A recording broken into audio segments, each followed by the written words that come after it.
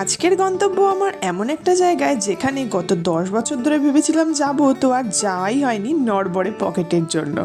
তো যাই হোক, যখন আমি একটা কলেজে পড়তাম আর সেই কলেজে প্রত্যেক দিন যাওয়ার সময় এই রাস্তা থেকেই যেতাম, আর প্রায়ই ভাবতাম এখানে যাব, কিন্তু সেভাবে আর যাওয়া হয়নি এত বছরে। তো যাই হোক, সেই ইচ্ছেটাই আজকে পূরণ করতে এসেছি। তো আমি চলে এসেছি রং দে বাসন্তী। আমি গেছিলাম সেক্টর 5-এর আউটলেটটায়। তো এখানকার অ্যাম্বিয়েন্সটা কিন্তু আমার দুর্দান্ত লেগেছে।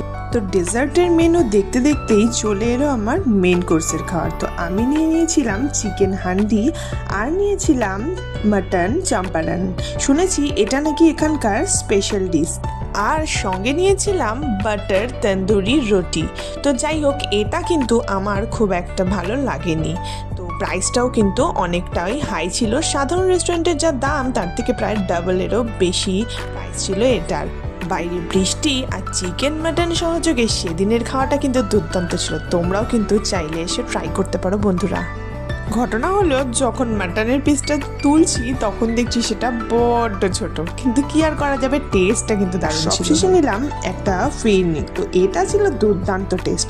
আর সবশেষে মৌরি আর হজমি লজেন্স। তাহলে আজকের জন্য টাটা অ্যান্ড বাই।